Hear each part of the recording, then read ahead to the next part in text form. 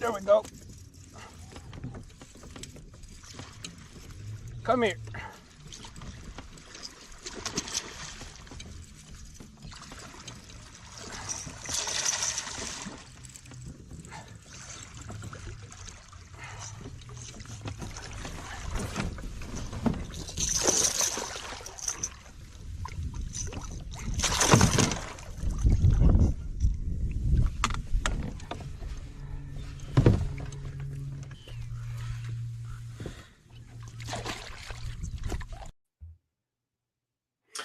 Good evening, everyone. How's everyone doing? How's it going, Pia? How's it going, Jeremy? Once again, it's our After Dark series. So if anybody wants to join in, feel free to join in. The link is in the comments. And also, link should be in the link that I shared. Let's see. I'm just going to add the link into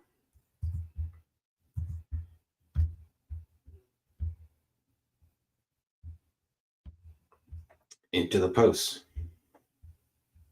How's everybody doing tonight? Everybody been fishing? Anybody been out there? We had some really nice weather. Had some really nice weather that last Sunday. How you doing, AJ? Yeah, we had some really nice weather. What tornado type weather, which is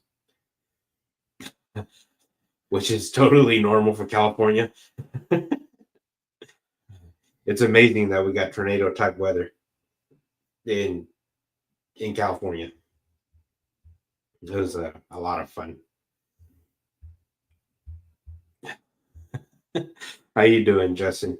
We need to get back out on the water, Justin. It was a lot of fun when we were hanging out fishing. Wearing your Crocs to get in the after dark spirit. You know, typically I don't wear Crocs at home. Typically I'm barefoot. I only wear Crocs on the water and to get on and off the water. Oh, hey, what's up, Ramel? You just got back from China. Did you go to China for their low adult male problem that they're having? Did you go to China for that issue to resolve the low count of male testosterone out there? What was that program? It was what was the program? The low male count program, where they needed more males in in China, also Japan.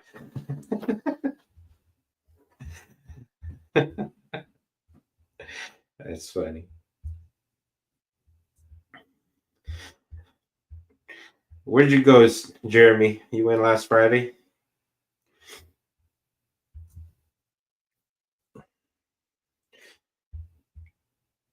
Yep, yeah.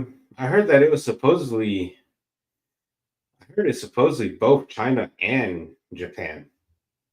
Um, then again, this is just social media news. I don't know if such a program honestly exists or not. I mean, heck, it could have been such a program could have just been clickbait. Who knows if it honestly even exists? But still funny nonetheless. You know, offering a program to take in more adult males just because you're low in adult males. Interesting is the best way to put it. But yeah. How you doing, Scott? You went to Folsom on Sunday and got your first ever drop shot fish. That's always a good thing. Drop shot is something you got to learn. Um, I don't drop shot much, but drop shot is just so deadly and so effective. You got to get comfortable fishing a drop shot. Um, Fall down for a second and got a medium depth crankbait fish. Nice. You're taking the day off tomorrow and probably hitting Oroville. Is Oroville still open? Is the Golden Mussel stuff hasn't affected Oroville yet and their closure? Oroville's too far from me, so I don't pay too much attention to to what's going on with anything north of the Delta, you could say. But that's awesome.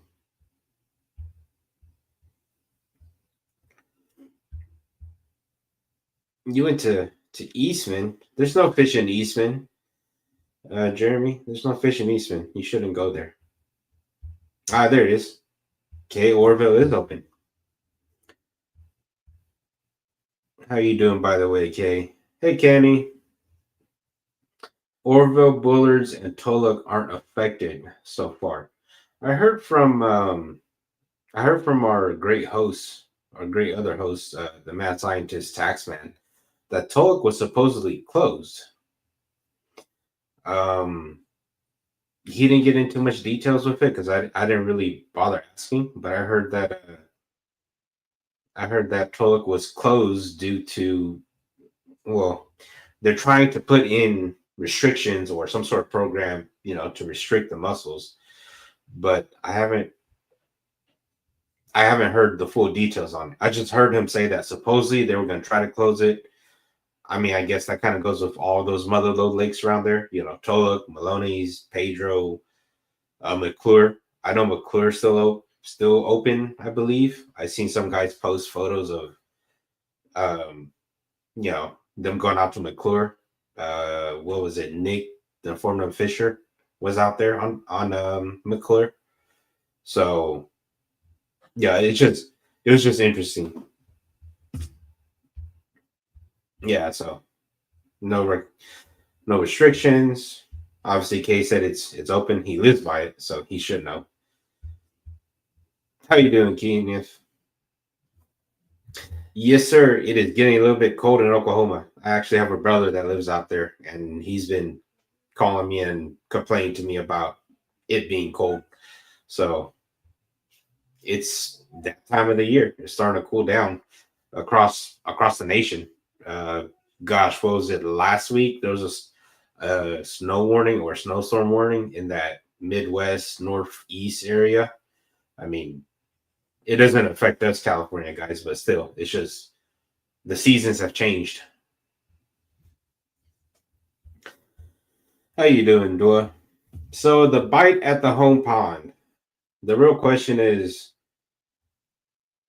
the real question about the bite at the home pond is, what do you want to know? The bite at the home pond. There's no fish at the home pond, first and foremost, but the bite's always great over there. I got so I went this past Sunday and I caught some fish on the home pond. I caught one that might have been 3-ish pounds. They're starting to turn white, so they're starting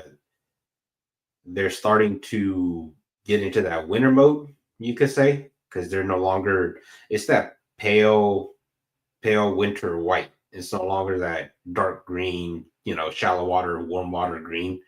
I'm talking about the skin of the fish. The colors of the fish have changed to that pale white. Um, so it's they're slowly getting there to that winter white, you could say, cold water white. Um, Caught some rats. Nothing crazy. I lost one that was probably 10 pounds. I didn't get an eye on it. Yeah, I didn't get an eye on it. I didn't get any kind of look on it on Sunday. But I got bit, and as I was reeling to set the hook, it just kept swimming towards me. And when I caught up to it, I kind of set the hook, but it was kind of one of those half swings kind of deal. So I didn't get a good hook through it, and pretty much it swam to the side of the boat. It came down and it just popped off. I just didn't get a hook in it. So I felt the full weight of the fish. It was probably around 10 pounds, anywhere from eight, that 8+ range is probably safe to say. But, things like that happen. How you doing, Vinny? You waterfalling for me, Vinny? Are you waterfalling behind the scenes for me, sir?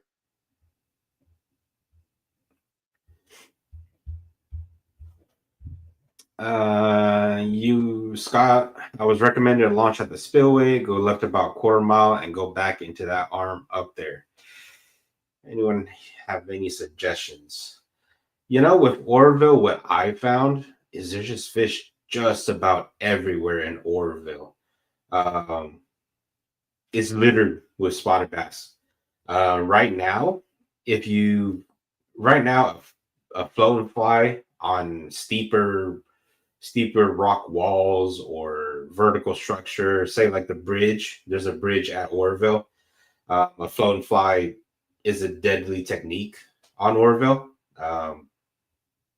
A jig, a Bassian jig. Bassian, fishes Oroville a lot, and their jigs get bit a lot up there. So there should be a jig bite. There should be a float and fly bite, of course, as well. And I would probably start from there. I would take a jigging spoon just in case if you see spaghetti in your 2D sonar, offshore, wherever, if you just look on your 2D sonar and you start seeing spaghetti on Oroville, drop that jigging spoon down and, jig it in front of them or jig it around the spaghetti, just the line marks in your 2D sonar. Because typically spotted bass out there run in big wolf packs. So you get them to react on a jigging spoon. And why a jigging spoon over a flutter spoon?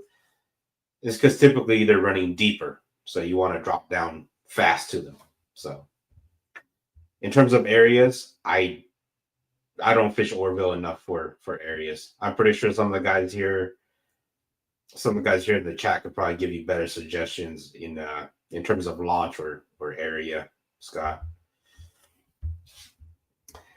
Ramel, with how many people do you think are going to sign up for the Havasu event? So I hope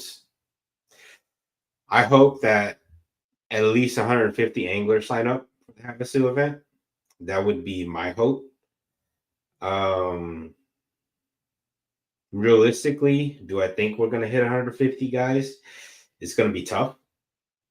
It depends entirely on how many guys from the East Coast or the Midwest can make it to the Havasu event. I know there's California anglers that are planning to go out there. Absolutely. And that's what they should do. And if they wish for Bassmaster to continue to come, that is necessary. But if it was just California anglers, I don't think we would hit 100 anglers. Just simply because I hate to say it to everyone, but there's not enough tournament anglers that will seriously go to that Havasu event. Which is fine. A lot of guys are more local club guys, Yak Bass, CBKF, BAM, Bass Angler Magazine. That's totally fine. I get it. But there's not too many guys that are willing to travel further to go fish a bigger event. So if it was just California guys, I would say only 70 to about 90 guys would be a big number if it was just California guys. But I'll be optimistic. I think it'll probably hit around that 125 to 150 maybe. Because you also have Arizona guys, you also have Nevada guys, Utah guys, Oregon guys, and then also California guys. So I would say probably about 125 to 150 is pretty safe to say.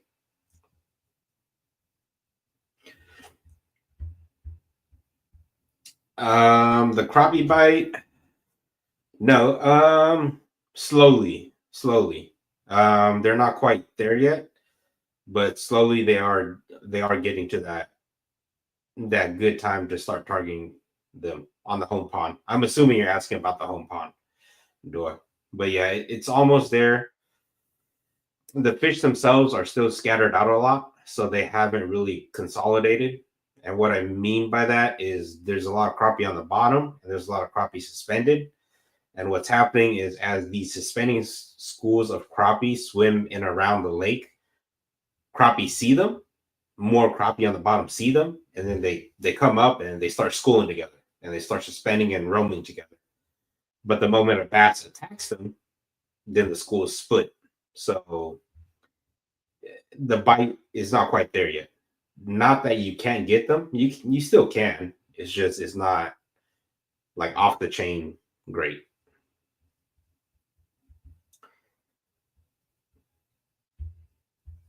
What is on my Christmas list? AJ, I don't have much on my Christmas list. Um, I could use a new transmission for my XI3, so more functionality Christmas list. No dates that I'm really, really looking forward to, as in nothing I have that I wouldn't use already. In terms of rods and reels and gear, I've already took advantage of the Black Friday deals. I still have some rods that are en route to me. I still have some reels that are en route to me. Um, Maybe if I had to choose one, maybe I would pick up another spinning setup. It'd probably be like an X Pride 6.7 medium light kind of deal for drop shotting or throwing a Nico rig, more finesse applications. But it's not really even a Christmas list. Everything I do revolves around fishing. So my wish list revolves around tackle. So typically I just buy it for myself. Typically.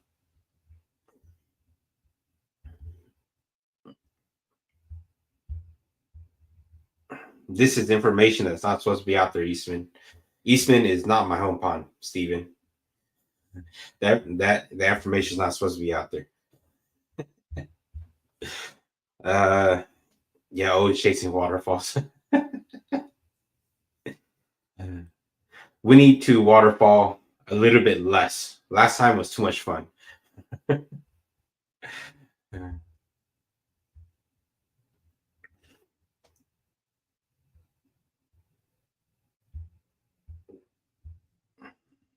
Yeah, there you go. Fish slow drag. Orville jig bite, slow drag. During the wintertime, there's always a slow drag jig bite.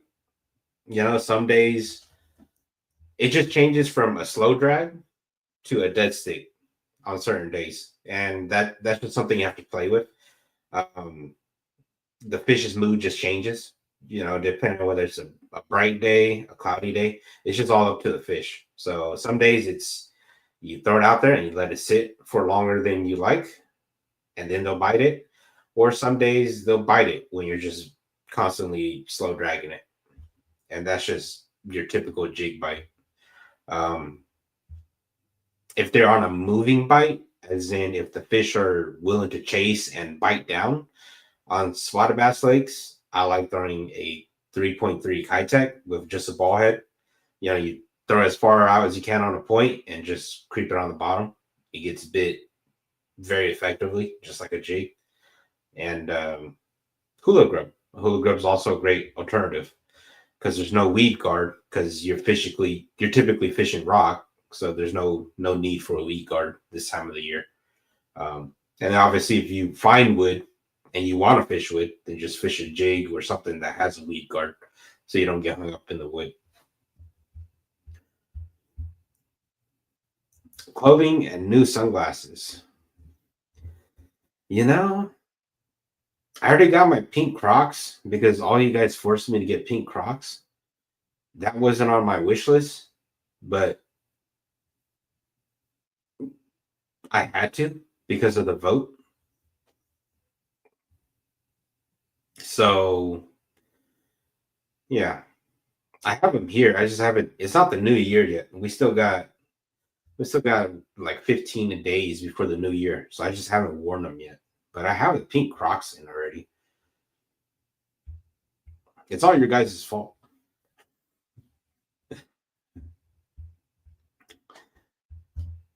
Let's see. I'm gonna repost the link if anybody wishes to join. So I have a question for everybody. I'm pretty sure everybody that's here I mean, it's all over social media. Everybody's seen it. The Ben Milliken thing. Everybody, it's such a clickbait thing that I'm assuming everybody's seen it by now. It it's really it's really nothing crazy. And what I mean by that is, unlike, so essentially the states outside of California, right? You There's some states where you don't even have to have a physical copy of your license, your fishing license. So for the guys that don't know, Ben Milliken, a fishing YouTuber, was arrested and put into jail for a short period of time because he submitted a share lunker bass for a not a fishing tournament, but kind of a share lunker prize. And because it's a prize, then now it's considered a tournament.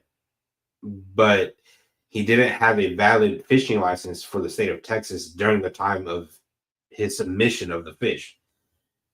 Now, I don't know the full details, but that's just kind of what's out there. That's what's being said. A lot of guys are making a really big deal out of it, as in he cheated, or he did this wrong, he did that wrong, and he's a POS and so on and so forth. He's fake, he's full of it.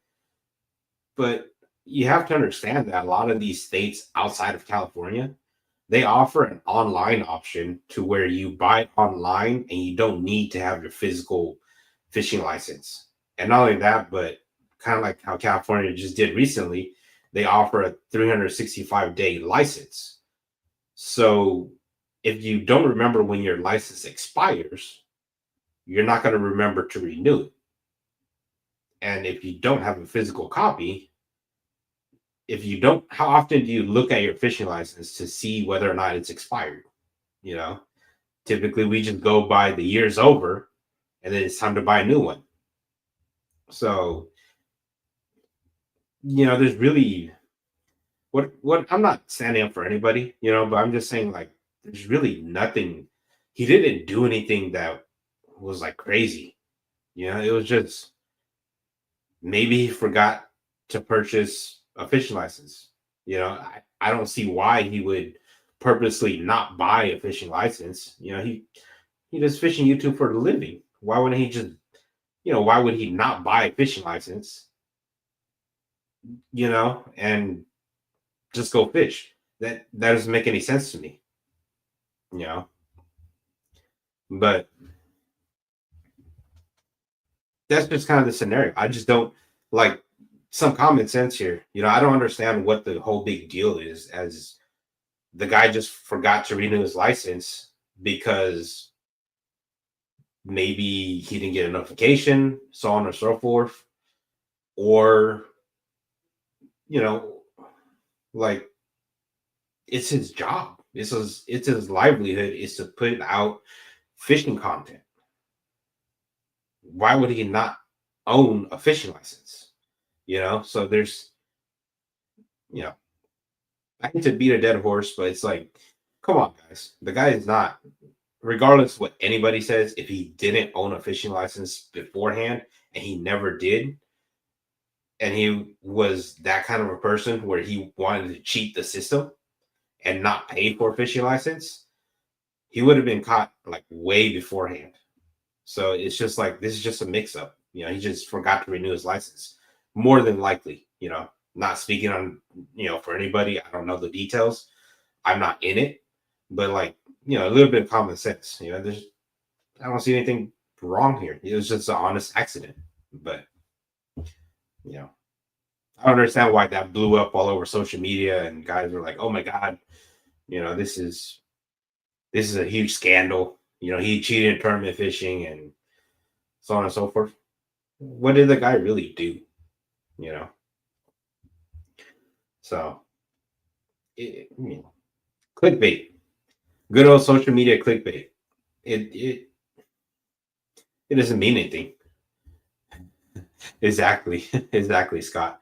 Common sense isn't so common anymore. Ain't that the truth? As soon as you see the headline, arrested, then everything just common sense just goes out the window. I knew he was a bad person because he was arrested. Nobody nobody actually reads into the details or tries to understand why. But you know, that's my rant on it. It doesn't make any sense. So guys are upset about it for no reason, in my opinion. Move on, go fishing. The guy didn't cheat in an actual big tournament. He just forgot to renew his license, according to what the articles have said. You know, but I don't understand.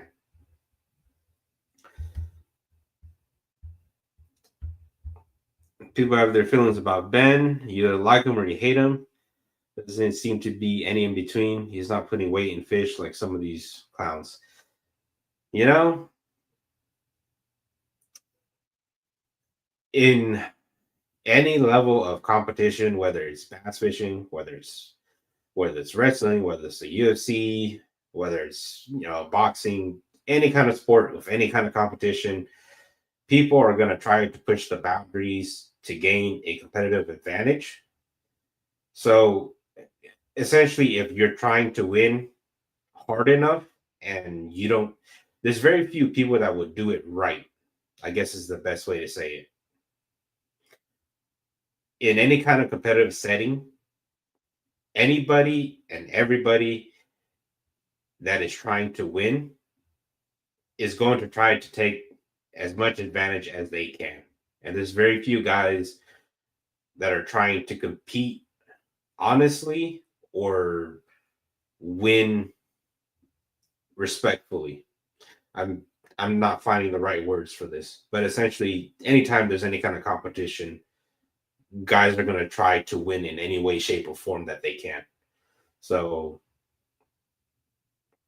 you know, putting weights in fish, I mean, even on the kayak side of the deal, you had people that will cut off the tail of a dead fish or another fish. This is back in the day, of course, before I started kayak tournament fishing.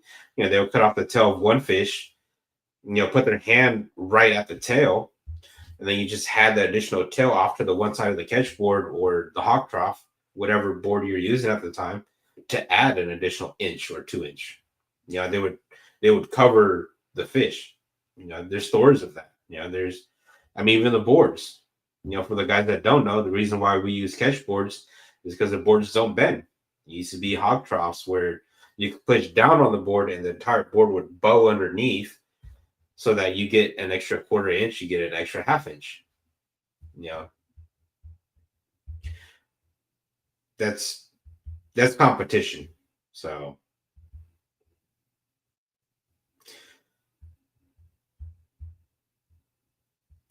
AJ wants to know where I can get that million shirt though. You mean million shirt? I'll drop the scope, not the soap. What we need to do is make a limited run of that Robert Milliken meme, that Robert Mr. Dropshot meme. We need to make a limited run of those shirts for Robert.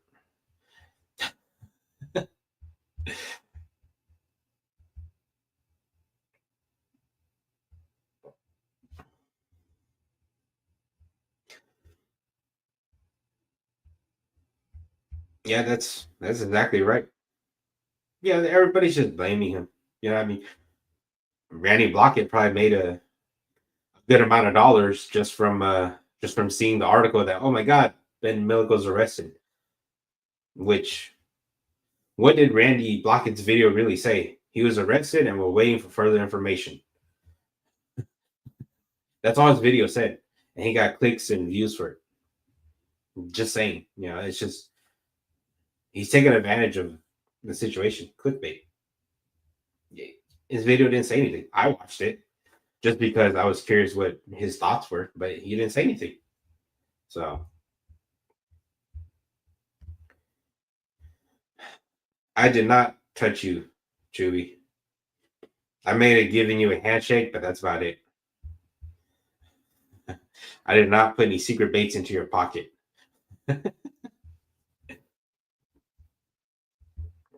Let's see. I'm trying to catch up on your comments here. Uh,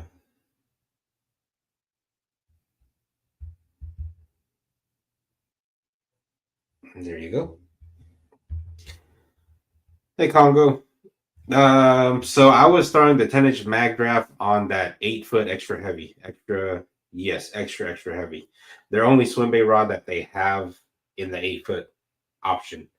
Their other swim bait model is the 7.4, which is a 7.4 heavy, I believe. 7.4, 7, it was either 7.3 or 7.4 heavy. Their swim bait models have a moderate fast taper. That's why I'd say their other swim bait rod is a 7.4 because it's a moderate fast taper instead of a fast taper rod. It's more of a moderate taper rod, and that's the same as the X Pride that I was throwing that mag graph on.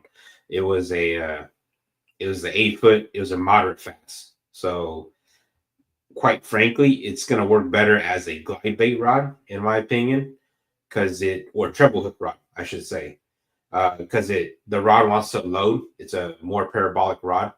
So when you stick a fish, say on a depth 250 or a chad, any big live baits of a treble hook, or say a lunker plunker, one of those big top water baits with treble hooks, any kind of big treble hook bait, the rod's gonna load and give more. So it's more of a glide bait rod, in my opinion, than it is of a say Huddleston or mag Basement mag, where there's a top jig hook. The rod it can do it, but I don't think it can really stick those really big ones, if that makes sense. Just because the rod it's more parabolic, but it's preference. I throw it on a more moderate rod just because as I've always said, I like a more moderate rod even for my jig rod, moderate fast, I should say. So you definitely can, Chewy. If you just, I'll be out there. So starting this Saturday, I will probably be out there until Wednesday. So I'll be out there every day until Wednesday because I'm on my holiday break. So if you want to see me, just show up. I'll be out there if you want to try. Just don't drop them in the water unless you have to reimburse me for my setups, please. Also, if you break any, please reimburse me for the setups. I'm not made of gold. So, Jeremy, I've had forward facing sonar since last year around November. I bought it from Mel, which I don't know if Romel's still here, but a lot of people lowballed Romel, which was insane. He was selling the whole entire the black box plus the LVS 34 for 1,400, cash, no tax. And guys continued to lowball him, which was interesting. I didn't get any names. I wish I did. I could have put some of them on blast here. But anyways, um, I got it from him probably last September, September, October-ish. And I've probably had about a full year's worth of use on it. I During tournament season this year, I didn't mess with it too much just because I didn't want it to play into my mind. So, I used it on and off throughout the tournament year. Just to pre-fish, scout out fish. That's really it. But about a year is safe to say, Jeremy. Yes, sir, Congo. Yeah, so you could definitely cast a hog hunter on it. So, like, say if you Bush Brown rigged it right, or you put a stinger treble hook on it right, it would do it just fine. Tactical Bassin made a great video about swim bait fishing. I want to say about 2 months ago, a month or 2 months ago, um, about how the harness on a hog hunter is too far back, as in it's too the harness inside the hog hunter is too far. So essentially, if you're fishing a jig hook, that hook, unless you get a really good hook in it, once it comes up to throw it, it's going to spit it just because there's so much weight for it to throw out. But a hog hunter swims as that mid column bait, or even to stay as a horizontal presentation. The hog hunter just swims so much better compared to a Huddleston. Um, a Huddleston would want to, if you're bottom bouncing, go for Huddleston. And if you're gonna say truck around wood, or you want to fish a little bit higher in the water column, mid water column, hog hunter's better in my opinion. But it would handle the big soft baits just fine if you did the Butch Brown, rigging style, where you cut off the jig hook and then you put a treble hook on the nose or the forehead, basically. It handles those. It's better as a treble hook rod than it is of a jig hook rod for sure. I don't know, AJ. I don't know who lowballed Ramel. I didn't want to ask for names because I don't want to hurt any feelings. But I was just told he was lowball. So don't quote me. He didn't give me no names, but he knows who they are. Maybe you could hit him up in the DM later. Maybe he'll let you know. Let's see. What else have you guys got here? You guys kind of went crazy.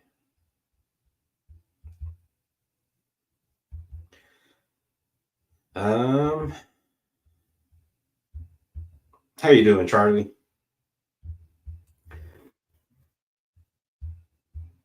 Oh, come on, Chewy. You gotta know who Ramel is.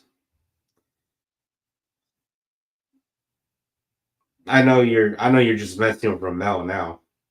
There's nobody on the West Coast kayak scene that doesn't know who Ramel is. And if you don't know, that means you're still new to kayak fishing. I guess is the best way to say it. Ramel the Wizard himself, the guy that rigs Greg Blanchard's kayak, rigs other kayaks.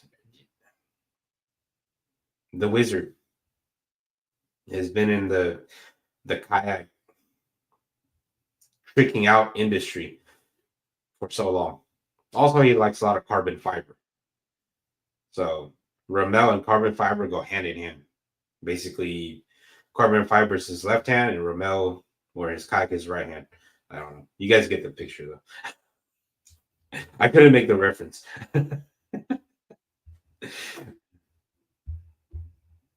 Let's see. How confident are you now versus when you didn't have facing sonar? How much has it changed your fishing? So, to be completely honest with you, Jeremy, the problem with forward facing sonar for me is confidence. And what I mean by that is when you can physically see the fish or visibly see the fish on your graph, you end up making casts. It hurts my presentation as well, but we'll get into that. But it hurts my confidence because you could see them following the bait and you could see them staring. And so instead of fishing with, say, seasonal patterns that that will work, you end up trying to change and trying to adapt so that you can get more bites. Sometimes that helps, sometimes it doesn't. Because sometimes you'll see fish stare, and no matter how much you change, they won't bite. Versus if I didn't have it and I just fished seasonal patterns and what I was confident or comfortable in with, then I feel like I would not see those fish and I would just move on. Because sometimes, even though you see those fish, it doesn't mean that they're gonna bite. As in, it's not their bite window yet, or it's not the area where they feed. So, for example, on my home pond, I always refer to the home pond because it's where I do all of my homework. In the mornings, those fish would push up shallow to get warm on the rock shallow because essentially the sun heats up the rock shallow and it gets warmer faster. Or say if we had a rain, just like this past weekend, the muddy water up shallow is typically a little bit warmer than out deep. You know, and some fish move up, some fish don't move up. You know, some fish will just continue to lazy around and stay deep and do whatever they want to do during the winter, right? But the fish that do move shallow, for me, I can see a bunch of them, but sometimes they just don't want to react to anything simply because they're not there to feed. They're just up shallow to get warm. So I would see them shallow, and then I would come back later in the day once they're warm enough and they pull off shore again. That's when I can catch them again. So it's one of those deals where understanding where those fish actually want to bite plays more to so as does it help? Because it forward facing sonar helps regardless. It's just how do you use that information to get bites or understand bite windows and feeding areas, that little patch of rock that the fish actually want to feed on. So that's kind of, I wouldn't have known that if I didn't have forward facing sonar because I would have just went and just threw everything at them. I still can't get bit, and I would have just gone home, right? And I would just try to, scatter my brain. What did I not throw at them? Did I not throw a drop shot? At the shallow fish. I'm referring to the shallow fish. What kind of presentations did I not present to them to get bit?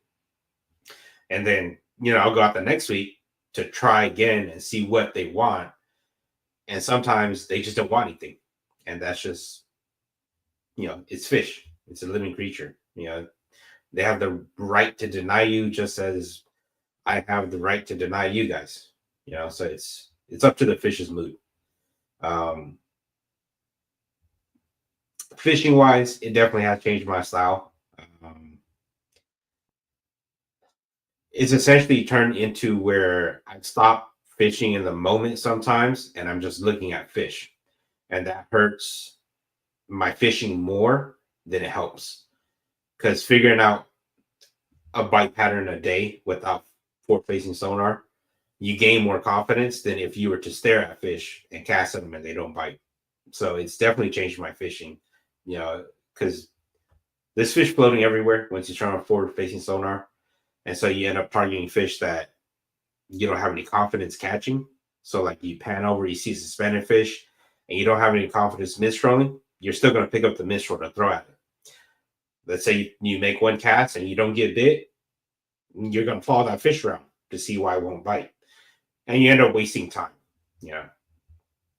So, and then it goes to the presentation that I was trying to talk about earlier.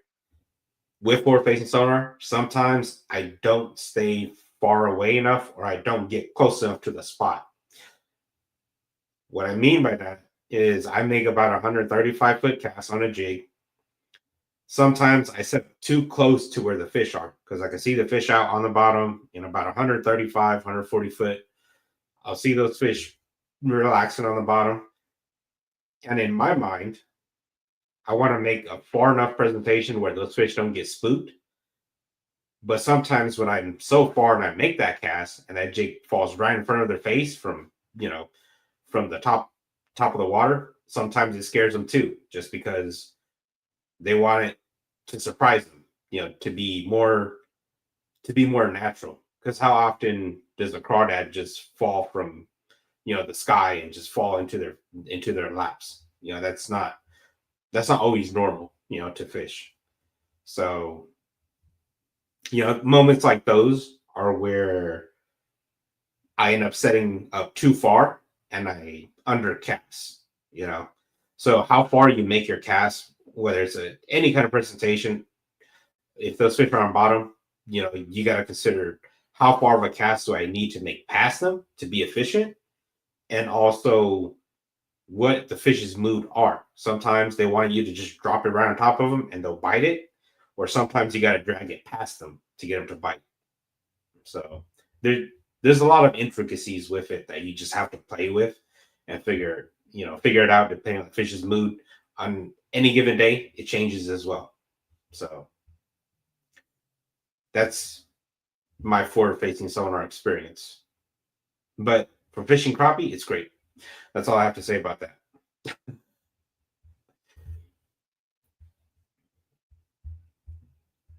Um, do I enjoy kayak fishing more by myself or with other people? So I'll be very honest with you, AJ, on this one. I enjoy both.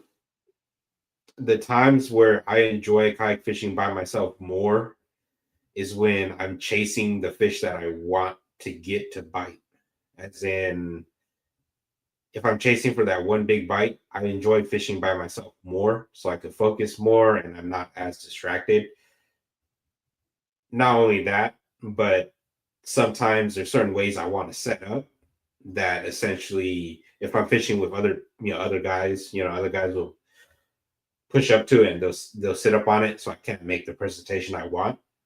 So sometimes, fishing by myself allows me to focus more on presentation and so on and so forth. Um,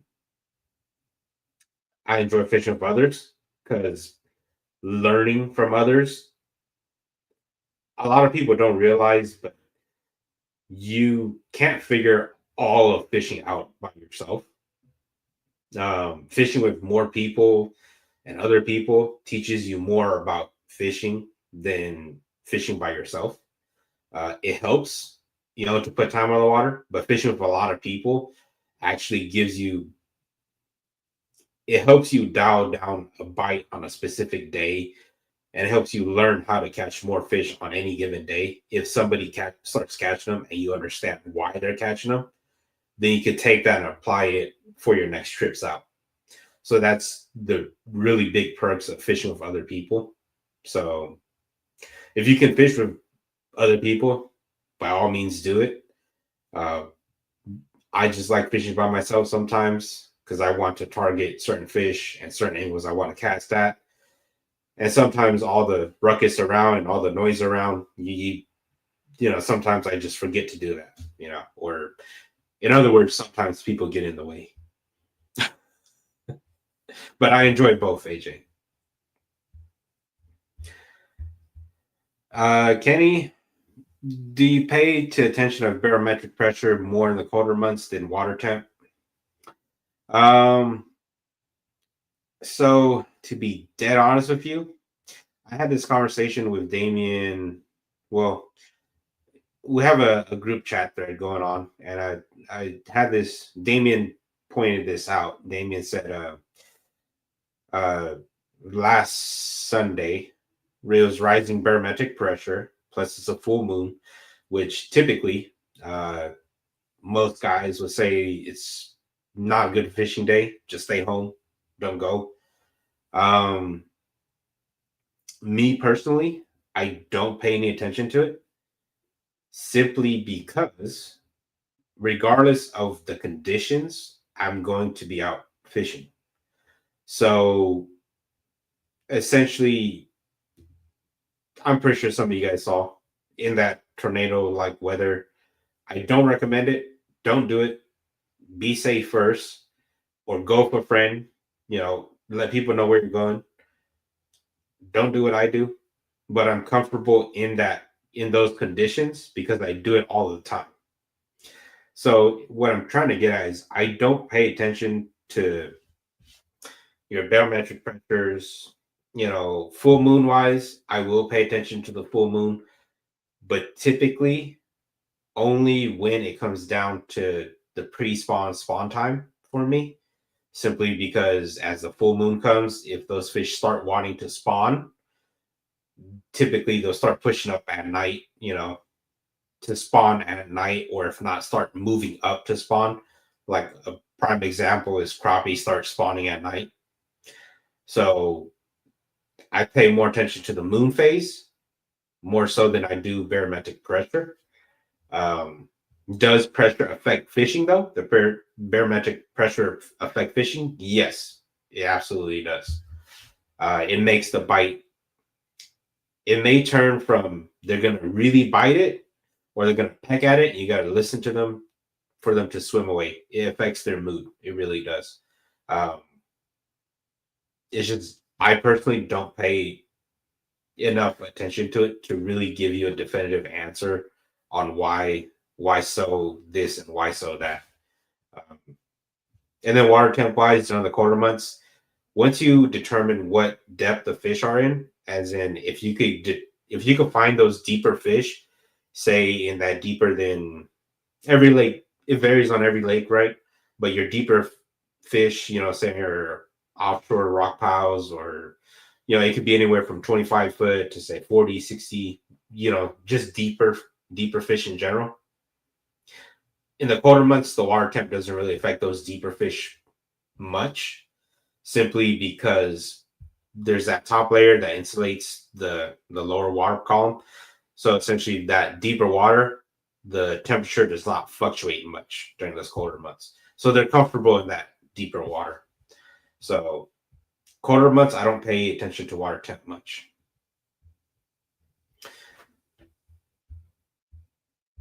Have you ever gotten into a physical altercation over fishing? Someone invading your spot or just being disrespectful? No physical altercations. Typically, somebody invading my spot, it happens, right? Being disrespectful doesn't happen. I don't know if they do it intentionally or not intentionally, so I can't say that they were being disrespectful, right? But you know, it's the lake. So if people pull up next to me and they just ask me, "Can I fish next to you?" Go for it, because it's the lake, But at least just come ask me, where would you like for me to, where are you casting and so on and so forth. Um, it doesn't affect me at all, because at the end of the day, that's one spot, and essentially there's fish all over the lake, and so it doesn't bother me, in terms of invading spots, because it really doesn't affect me much. It doesn't mean anything, you know. So yeah, no altercations, not that I know of, at least. So uh wouldn't barometric pressure tell you if the fish is going to be higher up in the water column opposed to them being lower in the water column?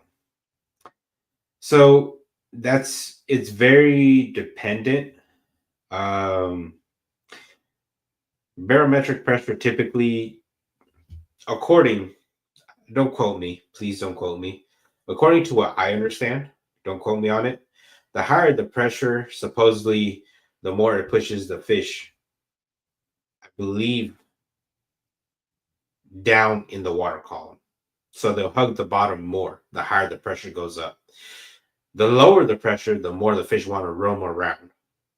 That's typically why a lot of big swim bait guys like to go during falling barometric pressure, simply because it allows, the pressure is falling, the fish start roaming and cruising more. So that's why your big swim bait guys like going on a falling barometric pressure day or falling pressure, so that guys, essentially, the fish move around, they're more active, more actively feeding, so on and so forth. And that's why you'll hear guys like your Butch Browns and your Oliver Nye, Big Bass Streams.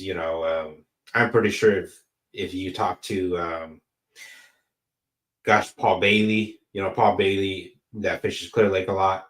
If you talk to all these guys that throw big baits, big HUDs, any kind of big swim bait, big glides, they'll always say that they like those falling pressure days, because those are the days when the fish bite. And that's typically because the fish roam more. They're more willing to move around. So that's, from my understanding, that's how it is. Don't quote me on it. I'm not a mad scientist. How you doing, Sean? You can always join me, Sean. Nobody wants to join me. As always, nobody wishes to join me, sir. But yeah, that's a pressure deal. Um, like I said, I don't pay much attention to it. I just go out and go fish and then determine what happens throughout the course of a day. Um, you know, find fish for me. I go find fish. I try to get the fish to bite, give them a couple presentations, see what they want, and go on throughout the day with it. So I try to fish the day instead of fishing the conditions. The premeditated conditions. I prefer fishing the day, but that's just me.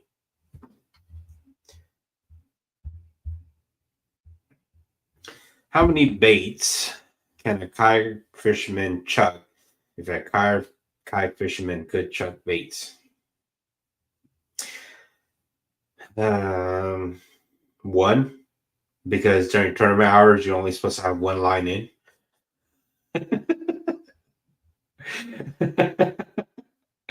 Sorry, Sean. It's been a long day of work. It took me forever to read that. I'm sorry. I know what reference you're trying to get at here, but it's been a long day.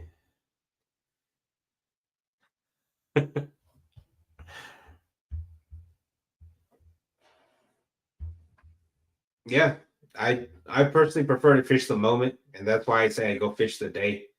Um, Especially if I'm fun fishing. If I'm fun fishing, I'm fishing the day. I don't I don't fish the weather and the incoming weather. I just look at what's happening and I just react to it.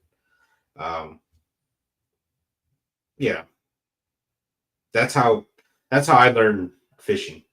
If I do my research, right? I go I go pick a YouTube video from a reputable source. Say like Tactical Bassin. A reputable source. They help a lot of people catch fish, and I just look at it. What seasonal pattern rods or lures do they have? And I tie those on, and I go out and I go try to catch fish with those lures, and then I just start from there. Anything else beyond that is if I find something specific, I notice something specific, then I'll take an additional technique out, say the following day or say the week following, and then I'll try to apply it. So fish the day, fish the moment, fish the time. That's how I like to approach it, at least. Yeah. Fish move and fish do whatever they want to do. One rod only, the other 10 I bring are decoys. I think I've seen you more with 10 rods, AJ. I think I've seen you with like 15 rods on your kayak. So the other 10 aren't even decoys. It's more of the other 15 are decoys.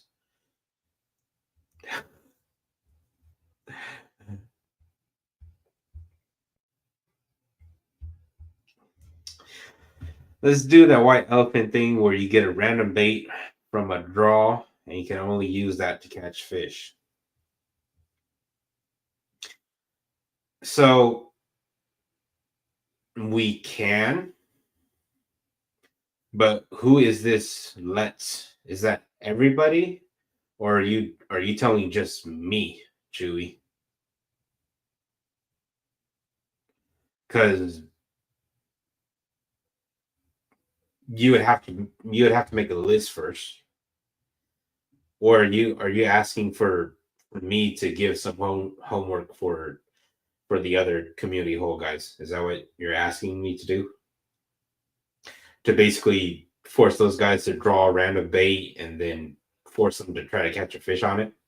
Oh, I gotcha. Whoever is listening and wants to do it, by all means, if you guys want to have at it, have at it. This time of the year, it's hard to beat a jig this time of the year. Jig, blade bait, spoon. Not so much a flutter spoon, but a jigging spoon. You know, those are tough to beat this time of the year. I do know I do know supposedly there's some places where there's still a topwater bite, supposedly. Um, but I haven't heard anything since last week. So I don't know if that topwater bite still exists or not. But I do know there are some places that people are still catching them fishing a walking bait really slow. And by slow, what I mean is you pop and you let it swing out and you let it sit for a second, a slower cadence instead of that really fast summertime twitch where you're getting to go back and forth.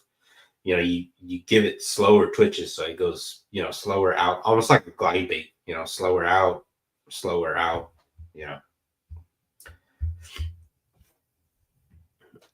With AJ, when you're on the juice during a tournament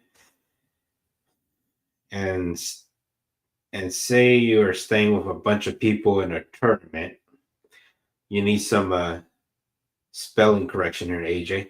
And say you're staying with a bunch of people in said tournament, how hard is it to not give up the juice when everyone keeps asking? The juice. The juice is relative.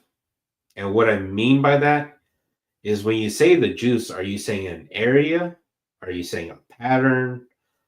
Are you saying a lure? Are you saying, what do you mean by juice? Because the juice for certain people is different. Like for me, if anybody was to give me the juice, I would rather they just tell me where along the seasonal pattern are the fish at. That's the juice that I want, so I can make my own decisions on how to fish. Um, if people are referring to location and baits and you know exact waypoints, I guess you could say. I personally don't tell anybody. I tell people everything else besides the exact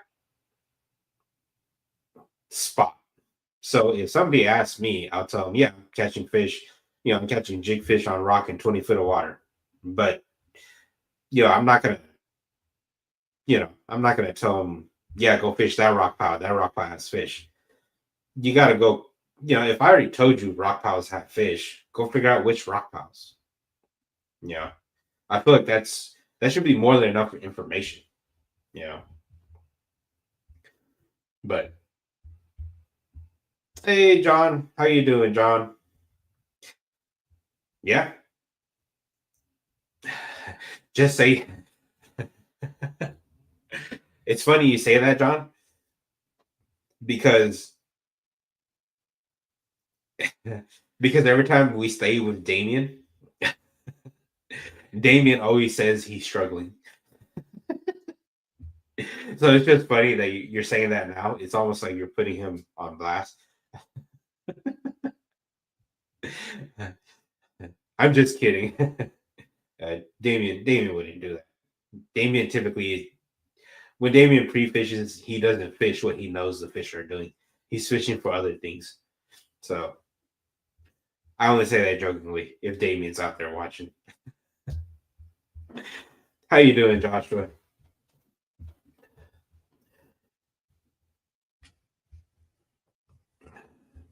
So tournament juice wise, I lay it out there. I tell people what I'm catching fish on. What kind of pattern I'm doing it on, and if they can go and figure it out, by all means. But most of the time the fish I'm referring to is offshore fish, and it's all timing relative is typically what happens with offshore fish, because offshore fish typically pull up at a certain time and feed at a certain time, and then they bugger off. They start floating, or they just go into negative mood and they don't bite sometimes. And sometimes it's great.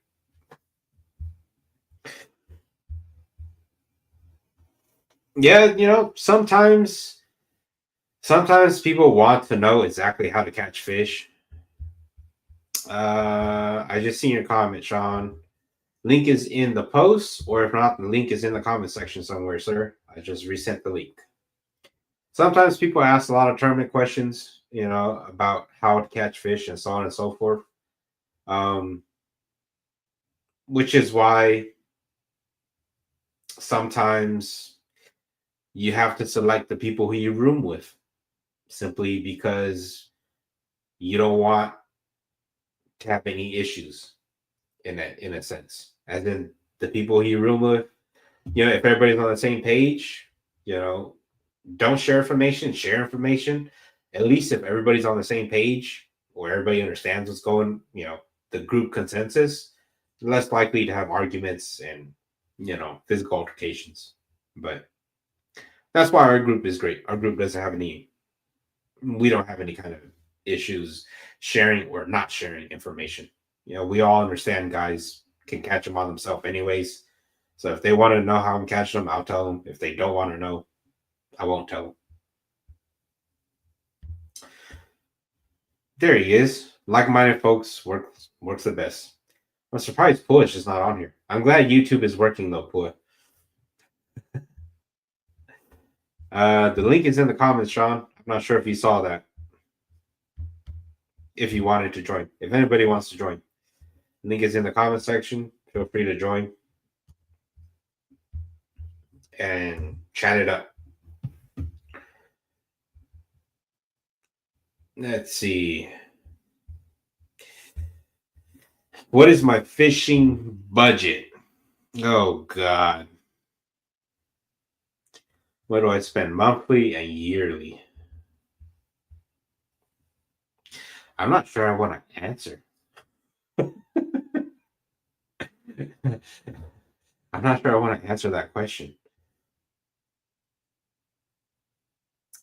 The best way to say it is there's this nice little card that's 2 inches by 3 inches or something like that. That essentially there's a certain limit on that card. And what you do is you swipe it.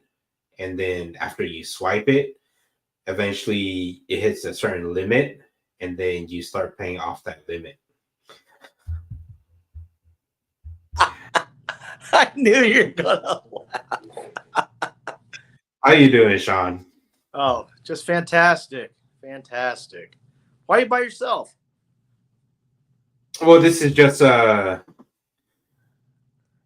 this is my show. Oh, well shoot. Well shoot, No. let me just push the button here. Yeah. No, both of the other gentlemen are busy. Nice. So essentially, I mean, then again, this show is just this series, I should say, not show. This series is more of anybody that wants to jump on, hang out, chat. Yeah. So that's why, even if the other two gentlemen can't make it, this show can go on because it's a hangout. So that's why they're not here. But yeah. Well, this is cool. I feel like we're all maxed out. So. There's so many guys that want that T-shirt done. Dude, community hole maxed out after dark. Oh dear. There's so many guys that want that shirt done. It's going to be done, like it or not. I don't know if we should make that shirt. It's almost bad if we make that shirt. Nah, it'll be fun. It's all good. Yeah. So what's the topic? What's the questions? I know you're talking about barometric pressure earlier. Yeah, it jumped to fishing budget. Are you allowed to say what your fishing budget is, Sean? Me? Yeah. It's crazy because I'm on like a I mean, I have a well-paying job. I work for the state. I get paid really well, but in all honesty, like I think I paid the options this past year like twice. Yeah, you're talking about the yak pot. Yeah, seriously, because I'm like scraping to pay the $57. Yeah. It's crazy. I mean, I don't know where my money goes, but I don't know. You're married. You're not supposed to know where your money goes, Sean. But it goes, kids, family, bills, whatnot, and maybe some of it wasn't, I didn't have like a lot of confidence in some of the tournaments. I'm like, well, I'm not going to donate money to that guy or that guy, might as well keep that extra $100. But in all honesty, like I use that Upside app. You probably hear commercials about it, advertisements about it. Like it's legit. That Upside app paid for 3 of my entries this year. I just go to the gas station, get gas, take a picture of my receipt, submit it to the thing through the app, and dude, I get like $2, $5 here, and dude, it all adds up. It pays for my entries. I'm serious. It sounds ridiculous. I'm not trying to like put a commercial on for it or advertise, but please do. We could use a sponsor for the show. Please do. Dude, it totally worked. It was, it's totally legit. I used it since over a year now.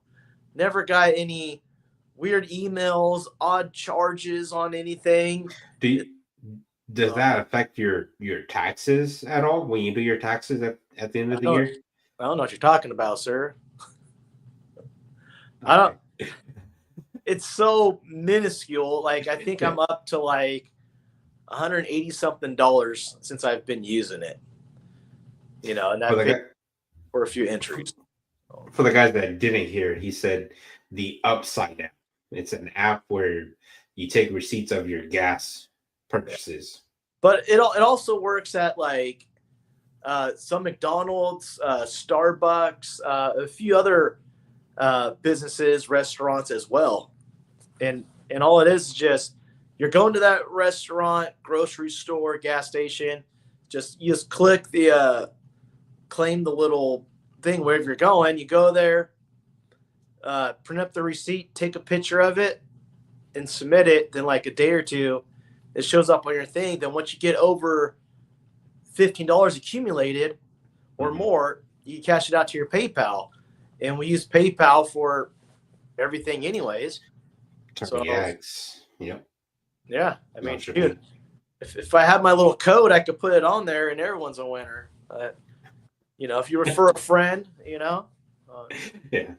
So that being said, what is your fishing budget?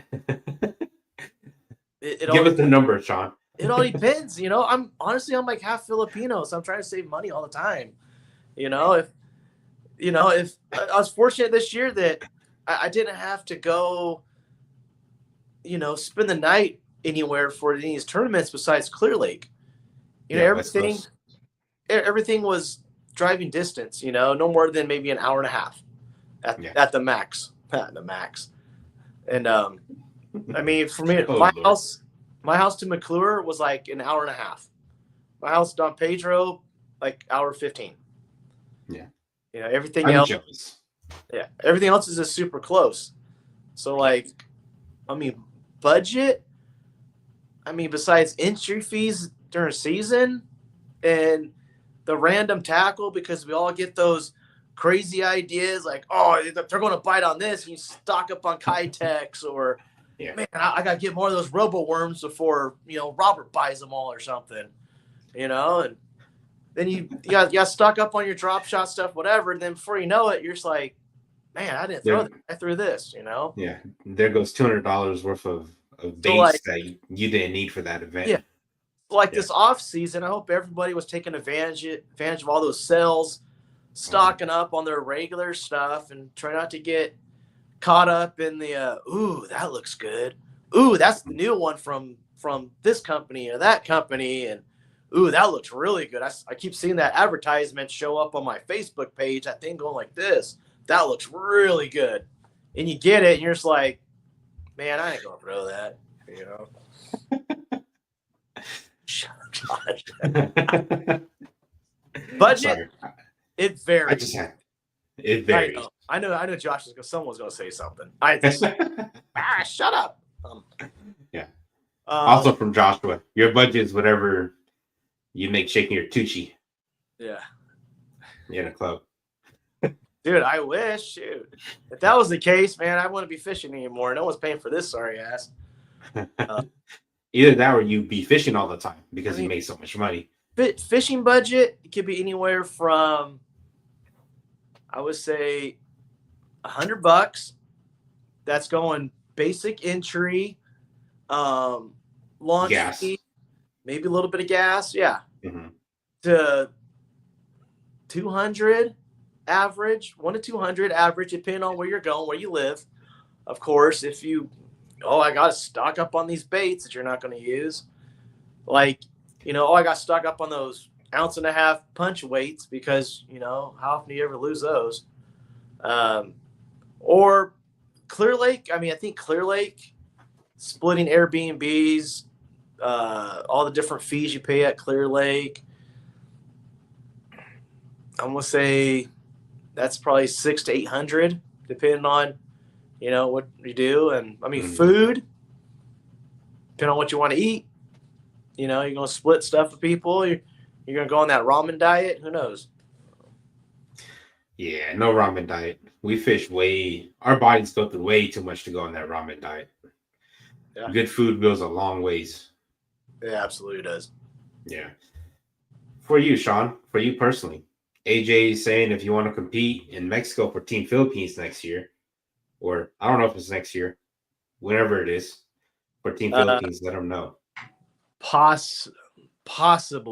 I'm waiting on some funding right now.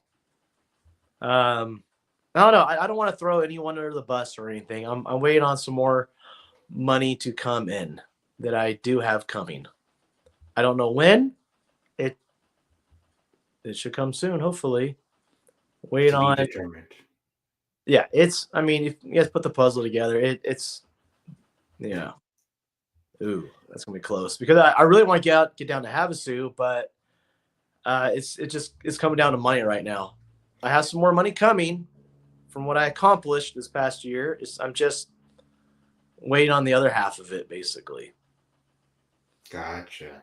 Yeah, and that person from that group, did his whole spiel the other day on his whole life thing, and they're waiting on sponsors and stuff. And I know that person is good for the money. I'm just waiting to get the other portion that I have coming. And those people have been long supporters of Yakabas. So yes, just absolutely. Wait. So that's why keep no Havasu. And that's why no names are said specifically. Yeah.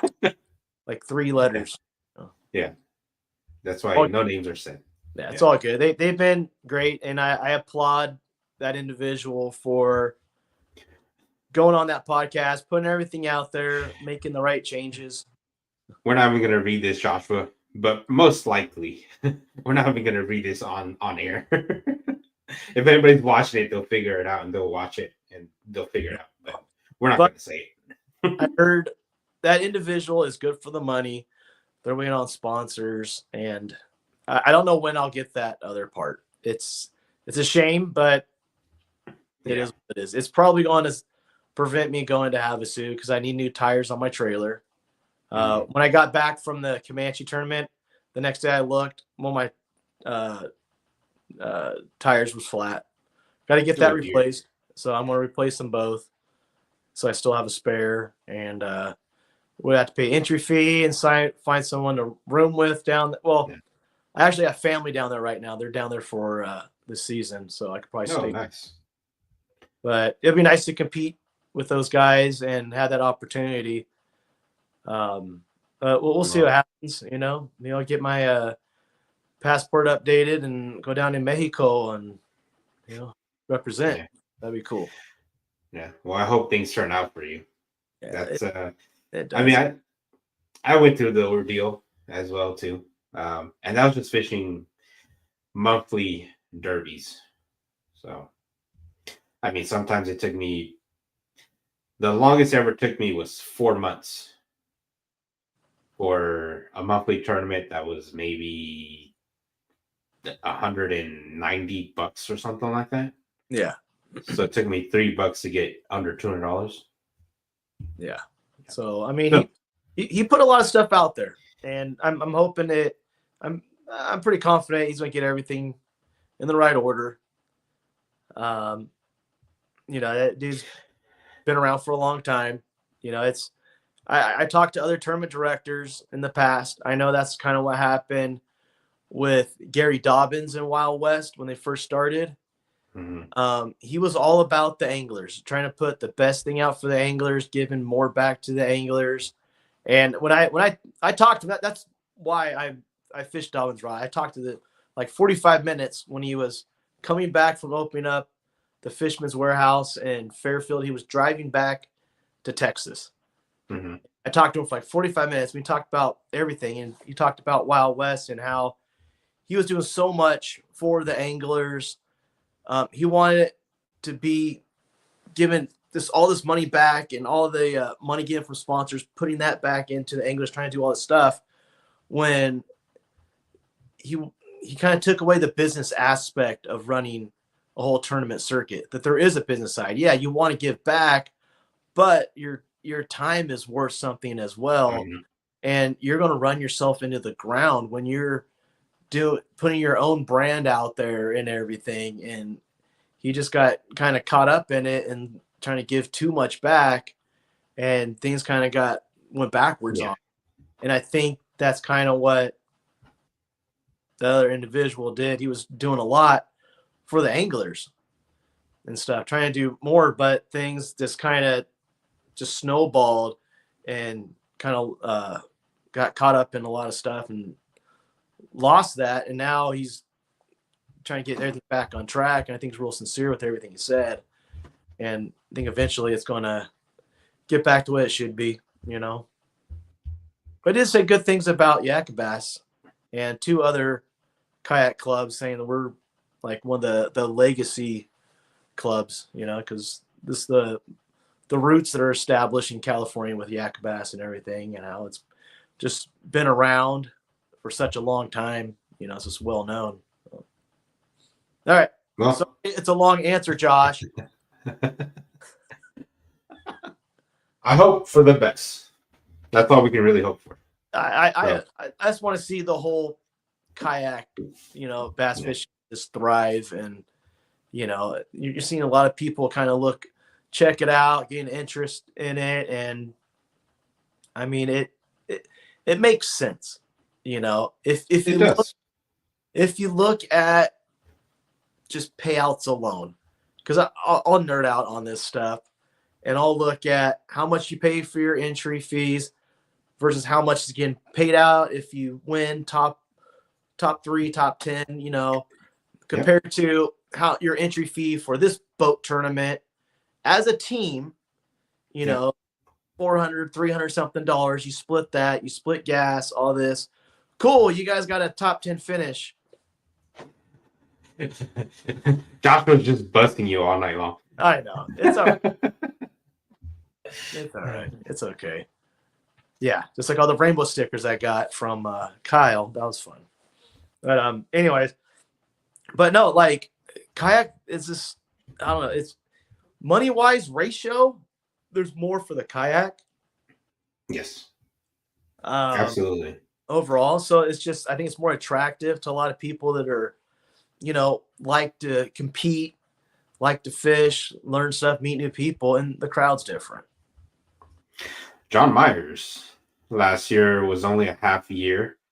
Spent around 10K year before, over 20. The year before was over 20. That includes everything: fees, gas, repairs. Yeah, repairs. Yeah, boat.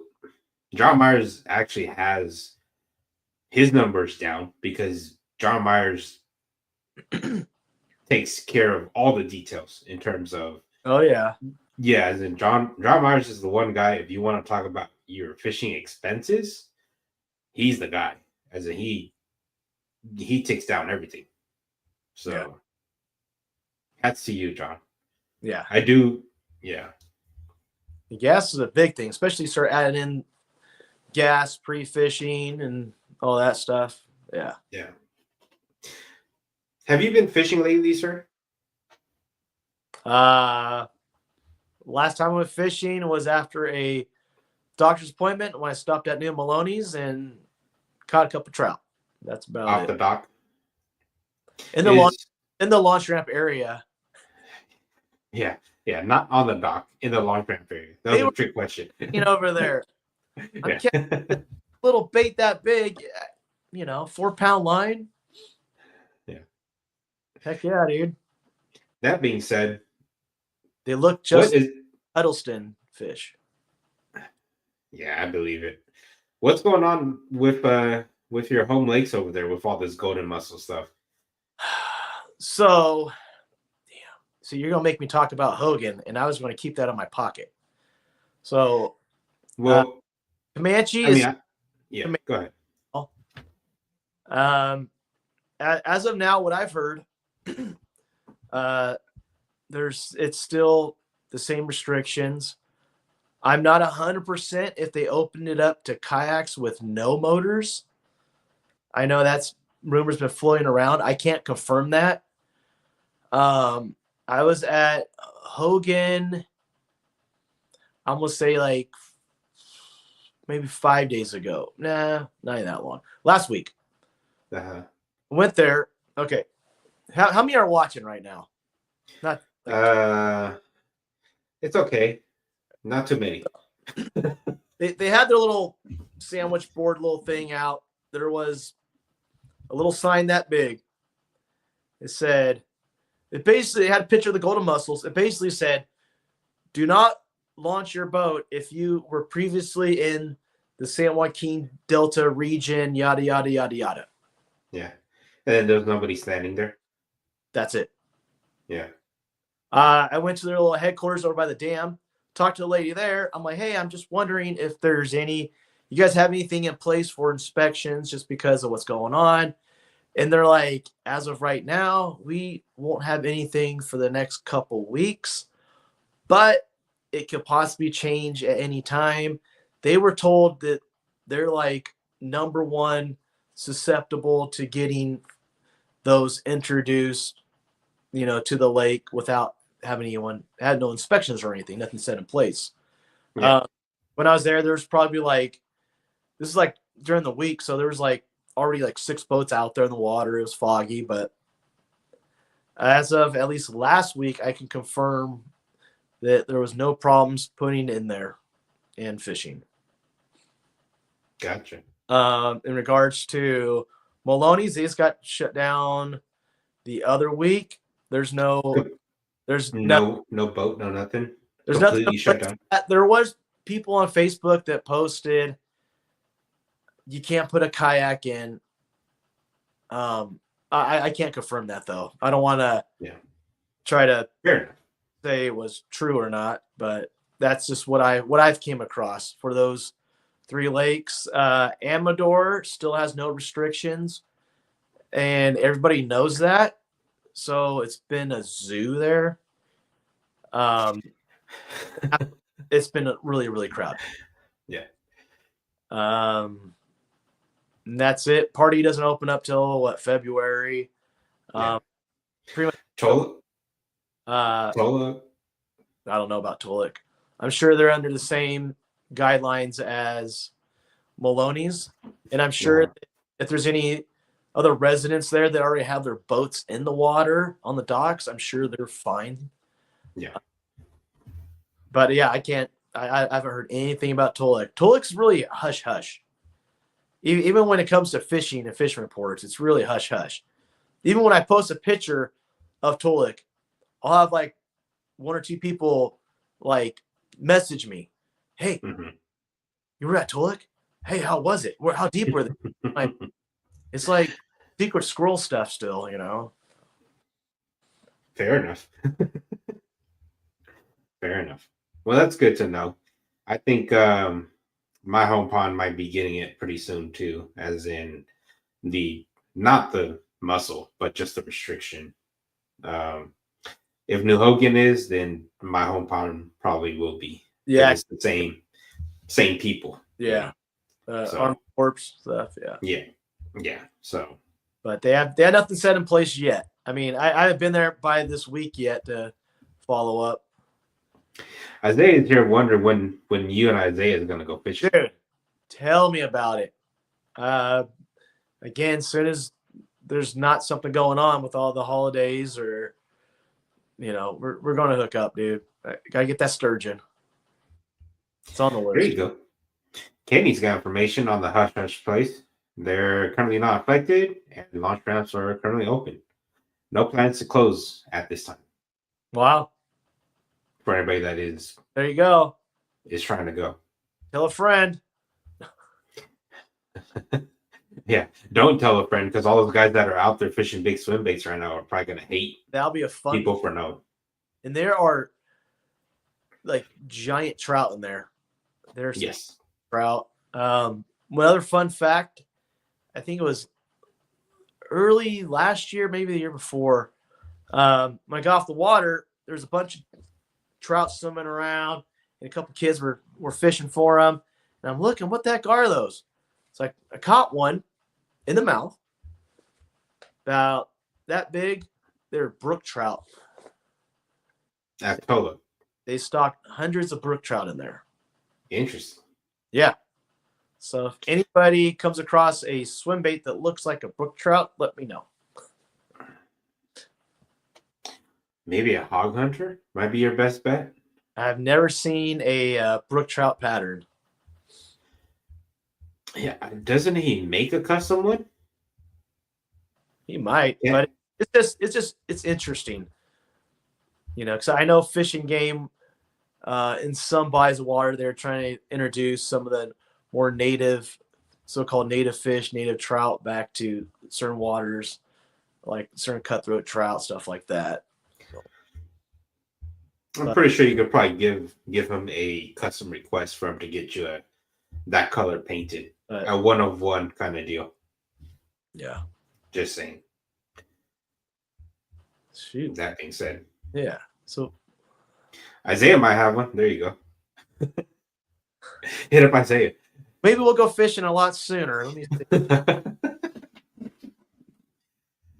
So what are some good questions here? What we got? There's no good questions. Everybody stop dropping questions. Yes. I throw John, some baits. John Myers, yes, there are some really big ones being caught currently. Keep talking. I can still hear you. Yeah, as far as I'm aware, John, if you're still there, I heard somebody caught a 12 not too long ago. I heard somebody caught a 10 not too long ago. Those were the couple big ones that I have heard of. Besides that, I haven't heard of any really big, gigantic ones. But yes, it is hammering out some big ones. Go to Hostin. I've seen that. It doesn't not good, but I got like old Huddlestons and stuff. Yeah, you do swim baits. Are you trying to get rid of your old Huddlestons? No. AJ asked about swim baits. I used to throw HUDs a lot when they first came out. Modified them, did all the little tricks and stuff you could do with them. I haven't thrown them last 2 years probably. So if that's the case, give us some big swim bait tips. Since you said you've thrown them since they came out, you gotta have some sort of tips for us, no? Give us something. You just gotta grind them out. I mean, it's just something you gotta really dedicate yourself with. Go out with glide bait, a HUD, and maybe one other swim bait, and just that's it. And just fish it all day. And it's just like you'll have days you're like, what the heck am I doing? You know, like you said, some of those swim bait guys now, like they're really, really specific on the time to go out. They take into account barometric pressure, that solar moon phase and time of day. They take all that stuff into account. And honestly, I would just go out and just start chucking and just go and go and go. There were times when you think you got dialed in. I caught a lot of my big HUD fish between basically 12 and 1, more closer to 1 o'clock was like my window that I would normally catch them. Then I would randomly throw one early in the morning and catch one. You're just like, well, that doesn't make any sense. It never does make sense. I'll be throwing a 9-inch whatever around, and you catch like a 3-pounder.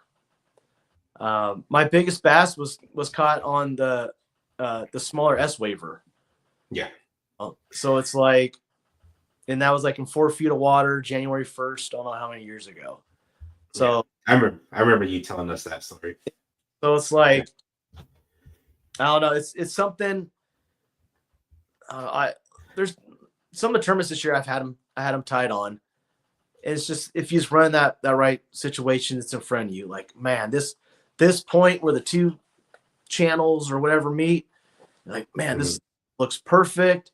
Maybe like it's the whole scenario just came up. It's still early. The water's still cool. There's trout up shallow.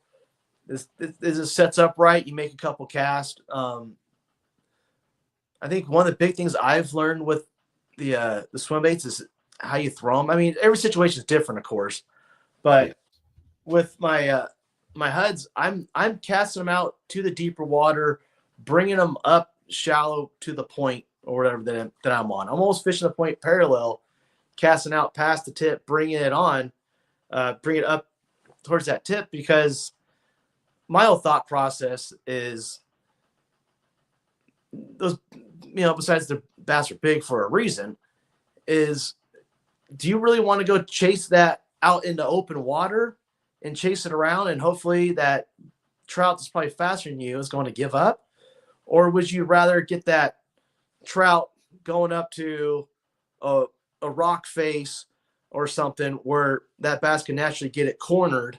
They're either going to get it cornered against the shore, a rock, or up on the surface. That's just my thought process. Basically, the angle of where they could pin it to something is kind of your thought process. Yeah. We do have a question for you regarding hooks. Trailer hook on a HUD or any big swim bait, I guess, in general, where there's only one top hook. So I guess like your Batesmith mags, your HUDs. Do you run a trailer hook? Go ahead. Let me show you, because I screwed some of mine up because of that. Hold on. There you go. We got an interesting segment here from our 2024 AOI. Yeah. So it came out. No, I'm definitely not like Mr. HUD, or I'm not like one of the Baileys or anything. So your regular, which one is this? These are all old HUDs. The colors are more vibrant now. I can't even tell because it's usually on the tail, the rate of fall. But the top, here's your regular top hook one.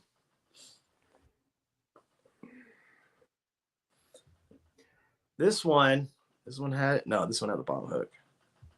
All right, this one had a top hook. I cut it off, and probably the dumbest thing I've done. I should not have cut it off. The hook placement, in my opinion, is perfect. Most of your largemouth are going to eat the entire bait. I'm sure you probably heard Butch Brown talk about it as well. He puts the hook up in the front. I think I had one like before. They're going to eat it head first. From my experience, your spotted bass, and I'm sure you guys experience the other baits, your spotted bass, they don't eat the bait head first. They're going to come at the bait either from the side, or they're going to come at it from the tail. From this, that's just from my own experience. So this one's kind of jacked up. This hook needs to be bigger. This one's all screwed up. So since I should never have taken that hook out, but I'll have a hook. That's not bad. I don't have one really rigged up right. So usually I would have a hook. This hook is going to be up towards the front, towards the head. Yeah. I would run, if I had some more of it, these are old as hell, But I would run a wire from here to right behind the dorsal fin here, because any of those the spotted bass lakes, the fish are going to come up behind here, or they're going to come up from the side. I still got the hook up towards the front, and that's going to be for the largemouth. This bottom hook, I just threw that on there just for because I didn't have the right setup that I wanted to do. But if you got that top hook on there, don't cut it off like I did, because once you cut it off, put it back on there. And keep that on and run a trailer. I'm going to go about right behind that dorsal fin there. You go too far back on the tail, look where that tail starts to bend. There you go. That's a better angle. There you go. I mean, I boiled the tail to about right here on them. That's an old ass trick. You can see how far these tails hang over now, so he has a little more action. But boil them down to there. If you go too far back with the hook with the trailer, it takes away a little bit of the action. The action on these HUDs, anyways, is such a subtle action, anyways. This one got chewed up a little bit, but the stuff I changed the eyes. Original eyes, this looked like that. That stands out a little bit more. Inside the gill. You did the gill trick. Yep, with the pipe cleaner, all that. Yeah. Did all that. This one, the nose is all jacked up. Dude, I had a buddy. He went as far as I did on this guy too. Is he cut the mouth on it? Yeah. Put a small little like red egg hook in there, so it looked like a stock trout that got away from someone. That's funny. That's too extreme. And I know people have opinions about, well, look how big that trailer hook is and all this. Oh, dude, my power's gonna die. You're worried about that? Hold on a second. No, this is really fun. Quite the direction. No, this is crazy. This is how fish think. So people are like, oh, but look at that trailer. Look how big that hook is. You're worried about that trailer hook? What the heck do you think fish looks at this? Yeah. And they eat the little baits on the back. I think the only I think the only true exception to that is if it's an absolutely big one. And what I mean by that is a really educated fish. I think that's the only exception. Yeah. But day in and day out, I don't feel like it's gonna matter much. But if you're like a Butch Brown and you're targeting that one fish of a lifetime that's over, I don't know, say 15 pounds or whatever, an astronomical bass, unless you're targeting that fish, I don't think it's going to matter much. But if you are targeting that fish, any advantage you can have to make it as natural as possible helps. But yeah, so pretty much if you're at a largemouth fishery, Clear Lake or whatever you choose, just leave it as is. Don't change the hook out or the trailer hook or anything. I don't think it's necessary. If you're fishing a lake that has some spotted bass, I definitely put the trailer hook on. Yeah, spotted bass are just notorious for pecking. Yeah, especially the winter months. I mean, if you fish a jig, right, even a finesse jig, they're gonna peck the crap out of your jig before they even swim off of it. So that's just spotted bass.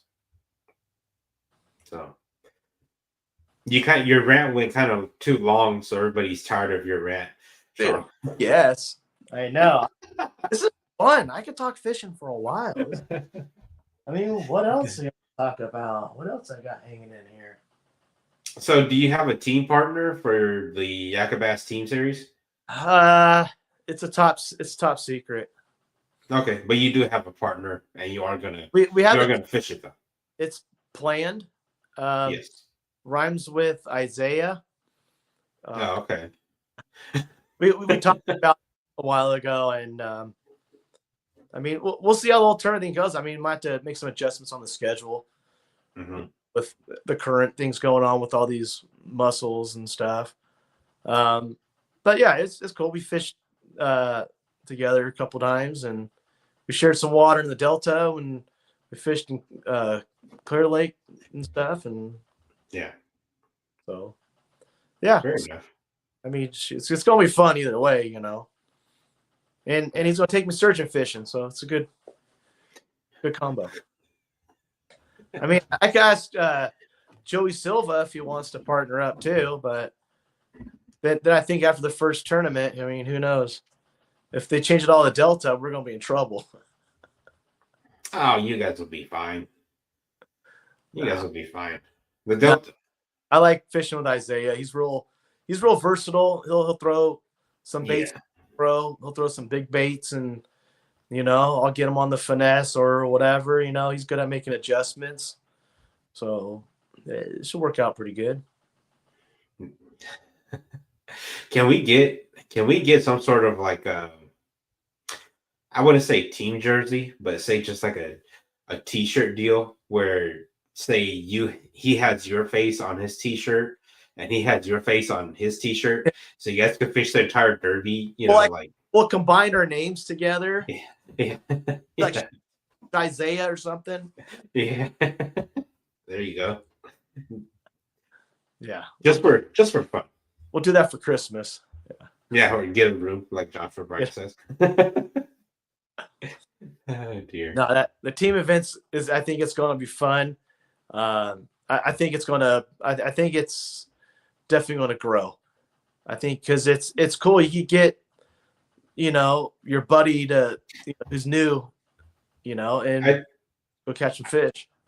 I think the hardest part about the team format is just the current issues with the mussel thing. Once that gets scheduled out and all situated, I think it'll be fine. Yeah.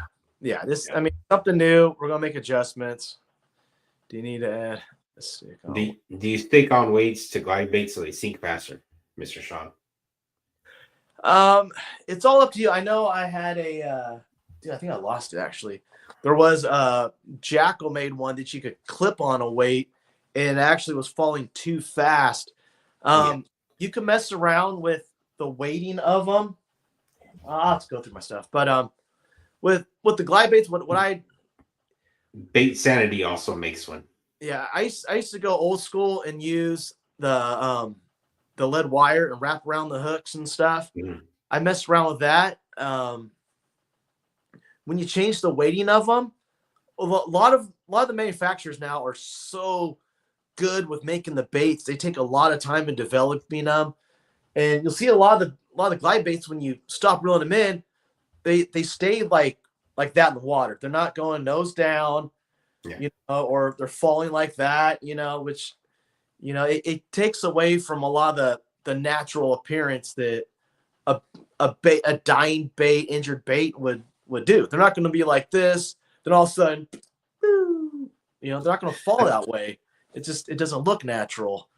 I think the big thing here is it depends on what style of glide. Yeah.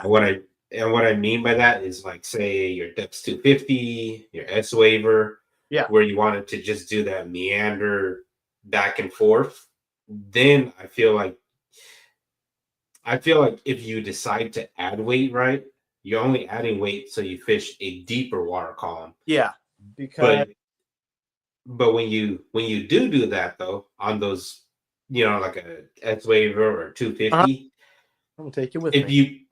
If you don't balance out the weight properly, then it's not going to swim properly as well. Simply because it's maintaining that constant action.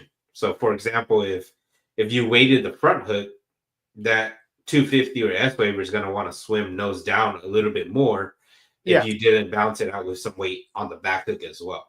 So, in that scenario, it would affect on, say, like a chopping glide, you know, say like a KGB Chad or Spro Chad, where you wanted to do those quick turns real quick. Yeah. You could weight them down so they get down deeper, and you could fish it as a chopping action. But the key thing is you still got to weigh down both hooks a little bit. You got to mess with it so that it stays, the bait itself stays horizontal in the water column, you could say, or swims proper. I think is another way to say it. And I would say when you do add weight, I would say add a little at a time. And like what Max was saying, definitely keep it balanced. If you add one, say you're using those little tape on dots or whatever you're going to use, put a little in the front and a little towards the back just to keep it even. Do a little at a time. Don't overdo it. Just like that guy right there. It floats. Yeah. I was a little disappointed, but I think if I can get it a little bit of weight and get it to go as little underwater, it's going to look pretty sweet. But with that being said, I know I'm a Glide Fluke. They have a sinking one, and it actually sinks really fast. I think it sinks too fast, but a lot of the glide baits only go down like, only so many feet. So yeah, if you could get it balanced right and get down or have the patience to get one down, say like 25 feet or deeper. I mean, how many times does a bass see one that deep? The other thing to consider as well is if you're reeling a glide bait, right? And let's say you kill it, if you start adding weight to your glide baits, once you kill it, it's going to sink faster. Oh, absolutely. And so if you have a glide bait that's already sinking and you want it to maintain that neutral sink, whatever, let's just say it's a foot a second or something like that.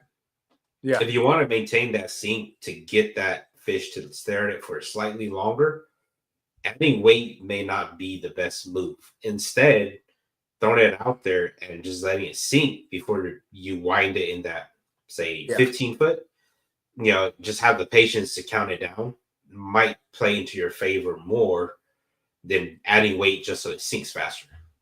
Yeah. So and absolutely, of course, your fluorocarbon line, all that stuff. But again, if you do add weight, I just add it just a little at a time. Make those casts, let it fall however deep you want to go, and mess around with that. I mean, so I should say this too. If you're in a clear water reservoir, you might as well just not add weight and keep it high. Simply because essentially the fish will come out really far from the bottom if they see it. Yes. Because the water's so clear. So don't feel like you have to get it down to them. Draw them up from whatever depth they're at.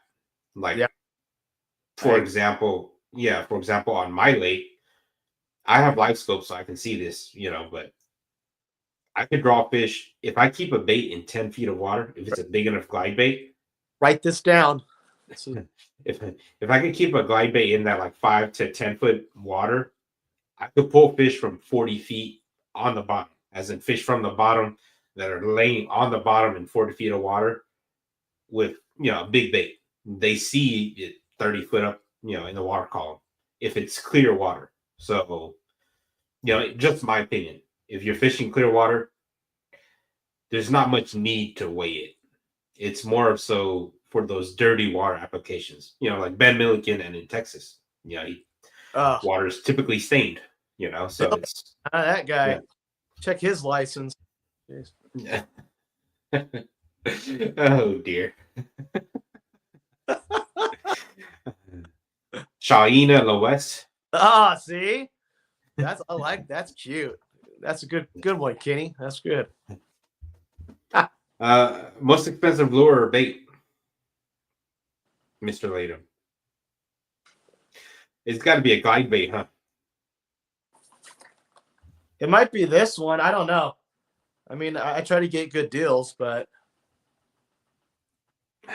$94.99. That was a raffle ticket. So must be nice to win raffles. My most is in glide bait, all sorts. Depths 250, BGC, Those depths are. uh, Hog Hunter. Hog Hunter retails, about that $100. Um, yeah. Hold on, I got it. Got it. I paid for this one, full price. Oh, yeah. That's a very expensive bait. Lugger Plucker. Original, Yeah. not the Are plastic. you This is wood. are you by chance letting that go anytime soon? I'm gonna hold on to it the rest of the night. I will not let it go. Yeah, love this thing. This thing's awesome. Let me know when you let it go. No, never. OG style. That's it. That's Yeah. For the guys that don't know, the old ones are made out of wood. yeah. And so they float better. It's a production thing. It's just the same reason why a resin glide bait guys prefer resin glide bait over ABS plastic, right? Glide bait. Seek rates, natural fall, natural action. There's a lot into it. But maybe we'll be able to talk about that tomorrow, actually. We have a Who you got? Who you got? Into the Wood Customs. Nice. Makes custom baits. So tomorrow he's going to be on to chat about custom baits. Maybe he could dive in a little bit deeper in terms of the customization, why this, not that kind of deal. Yeah. How it all started. Yeah, sound things. It's a sound thing too. Absolutely. Different clicks. Talking to ABS and resin and plastic, and also wood baits. Different clicks. Yeah. Thanks, Joshua. Yeah. Well, you got what? You have a total of you have about 2 weeks left before your 2024 AOTY ends, sir. It was a good run. No, it's fun, man. It was a good season. I can't complain. I mean, everything worked out. I mean, compared to what 2002 February 2019, Lake Berryessa first kayak tournament. So before I end off here, I've been thinking about this for a while. I guess I can get your input on it. So I wouldn't say word of advice, but I guess just what are your thoughts on it? So I feel like I'm forever stuck in second place. There's just days where, so like last year, Yakubass TOC, I hooked fish both last year and this year's TOC that could have won the Derby, and uncommon things happened and fish came off. Not normal things happen. What do you say to that person? Is it just that's just fishing? It's just not your time, or See, I don't like the easy outs like that. Yeah. Say like, well, that's just fishing. Well, yeah. but why? Yeah. I mean, every time you go on the water, it's you're learning. You should Absolutely. be.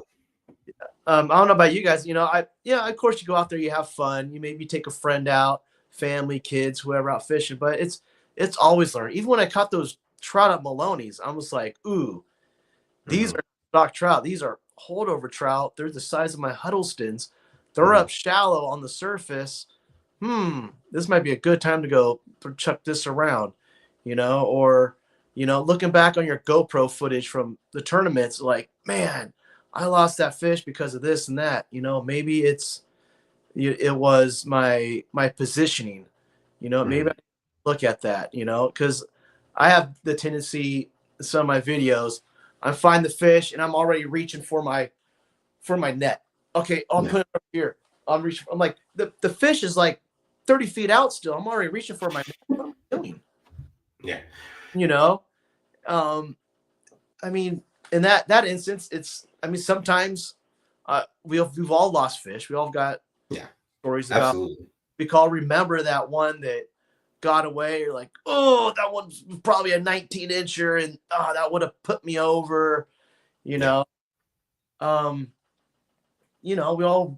we're constantly working on stuff. When I fight fish, you just kind of know when that fish is fighting. They're fighting. As soon as they do one of these numbers, they start laying on their side. You're just like, oh, time. It's time. Done. Start pulling them across the surface of the water and give them a good scoop, and then they get those ones that fool you, and they're like, you go to net them, they jump over the net, and they come back over this way and that way, and you're like, this fish is just too hot. You don't want to go. Like I said, maybe a bunch of times this year is just, I don't want to say be that guy. Oh, it's your time. It's your time. Like, yeah, whatever. But I do feel like sometimes that plays though, as in I've been there. But what I just mean is, I fish on a regular. I'm comfortable with my landing skills. I don't use a net. I'm comfortable with it. I've done it. I've caught plenty of fish. Not to brag, but I caught plenty of fish without a net, with a net, so on and so forth. Big fish, small fish, without a net, with a net. Dude, one tournaments I brought my striper net with me. That's how much confidence I had landing fish. The hoop on it is big. Yeah, but it's just unseasonable things happen. It's a sharp hook. A sharp hook, pin good. In the roof of the mouth good, or a triple hook bait where the fish doesn't even come up to wallow or jump or anything. It just comes up and then it just ping, it just flies right out for whatever reason. Yeah, you keep your tension, it just pops right out. And sometimes there's just nothing you can do. Yeah, and that's if you look back on it and be like, well, it was hooked good. It was hooked top of the mouth or wherever it may be. All right, line didn't break. It wasn't me missing the opportunity to lip them or my net job. I've landed, 10, 20 other fish that day, no problem. So it wasn't my line stretch or anything. It wasn't my rod setup. My rod wasn't too stiff that it was,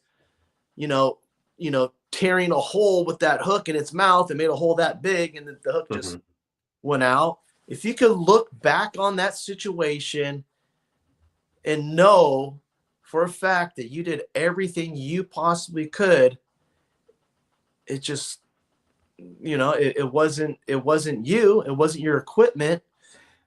It just wasn't my time. Damn, else to say. Right? You just got to know when to be aggressive on that rod and when no, just to fight him. It's not ready yet. It's not ready. Have confidence in your net. I think I had one. At Clear Lake, I had one time with my net. Dude, I'm gonna show you. I'm a visual person. Don't stand by. Hold up. Don't close out. It's right here. And with that, we're ending the show, everybody. Now that Sean has got off the air. No. No, check it out. Check it out. No. I'm at 10% anyways. So, my net. I always keep it on the front of my kayak. For whatever reason, it's used like this, and it's set down like this. So I pick it up, ready to scoop up a fish. My net was rolled over like this. I go to scoop up the fish. The fish is just laying on top of a freaking dinner plate, and it flopped out, and I lost it. So it's just being aware. I even put weights on the bottom here one time just to make sure when I pick it up, it is ready to go. But I don't like these rubber coated nets. I hate these. It's like you go to put it in the surface of the water. It's like you're hitting a wall. So. Yeah. They're very hard to get through the water. They very are indeed. So that scenario, when I lost that fish, I could definitely blame it on myself. And that was at Clear Lake this year. That, my net was all wrapped up. That was on me. Um, that it was a good fish. I mean, I don't know how big, but it, could have made a difference. Yeah. But one of the biggest things is just don't get discouraged from that stuff. You're like, dude, there's been numerous times that I have been, third place, second place Yeah. in these tournaments. Close, And basically. Like, son of a gun. That, like, I remember specifically Garrett Clark at Lake Comanche. I got second place. I had this dialed in. I would go to my spot, boom, catch my fish, go to the next spot, boom, catch another one, and he beat me. And I was like, son of a gun. And we don't got to talk about New Maloney's and Pua because we know how that went down with the chatterbait. This dude, I got the thing right there. Like it haunts me. Like I was like, man, but again, you're just like, dude, it just. I tell you what we should do. It wasn't what we should do is we should have Pua sign a chatterbait and give it to you so you can hang it on the plaque. I'll actually give a Pua later and I'll tell him to sign a chatterbait and give it to you. But but it's okay though. It's just one of those things like, yeah, second place sucks. It does. Yeah. It's like you almost rather get third place, because you don't want to be the first loser. You're like, because it's just going to haunt you. You're like, I was that close. I was so close. I was a quarter inch away, 3/4 of an inch away. Yeah. Think about how at Don Pedro, how I beat James Sanchez by a quarter inch. Yeah. He's like, and he's got to be like, what the heck? I was again, like, just don't get discouraged. Like, grind, just keep going, dude. Everybody has potential of winning one of these tournaments. A lot of these lakes we go to, it's the next cast could change. With that, I think we should end on this comment. That comment looks big because you're 3'7". Thanks, Josh. Oh dear. Thanks. No, but if anything, it sounds cheesy, but just don't give up. Just seriously, don't get discouraged. Just make that be motivation for the next tournament. Do you want to win by quarter inch? Yeah, a win's a win, but no, you need to find the better quality fish. Then you can say, like, I figured them out this time. I was that guy. It's super hard. Sorry, they're still laughing at the talk. That's fine. I can't look at the comments. Okay, it's better that you don't. Just me and you and Bryant being Bryant. You must be real lonely. He sends you love. That's where you go. That being said, inaugural kickoff for Yakabas would be the team event on Comanche. So maybe until. I mean, we should probably know by January what's going to happen, right? By end of January, we should. I would assume. Yeah. I mean, with these holidays and stuff going on, because it's not just kayak tournaments; it's boat tournaments too. They have to figure it out for. Yeah. But I will say, if they start seeing more exemptions for kayaks, which I don't think these people coming up with these policies realize we're just a big Tupperware container that could carry probably more water than some of these boats. Yeah. I mean, shoot, more power to us. Maybe we'll see more people switch over. Hey, I want to still fish tournaments, but I don't want to fish the Delta every tournament. I want to go back to some of my home lakes. Maybe these guys will show up, ISC at Kayak City and start, stocking up on kayaks. Big maybe indeed, Mr. Joshua. Yeah, it's true. I got high hopes. Well, there'll be some options. I think when it gets closer to it, there's going to be, certain bodies of water that are going to be more better access to, I should say. Either way, it's going to be fun. Everybody's going to be able to adjust to whatever we're going to fish, different bodies of water. It should be a good time. We could just do a Delta only series or a single lake only series if we absolutely have to. If it really comes down to it. Yeah. There will be tournaments next year. We just don't know where. Yeah. But that being said, thank you for joining me, Sean.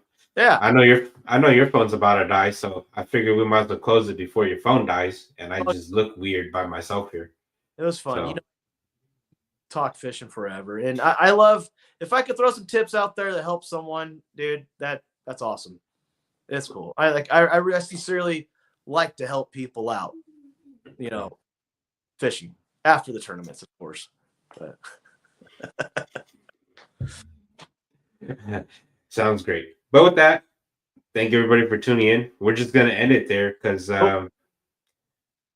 Sean's phone might die on us. So good night, everyone. We'll be on tomorrow to talk about some custom lure making. So sweet. If you guys are free, tune in. Good night, everyone. Happy holidays. Good night, everyone. Pew.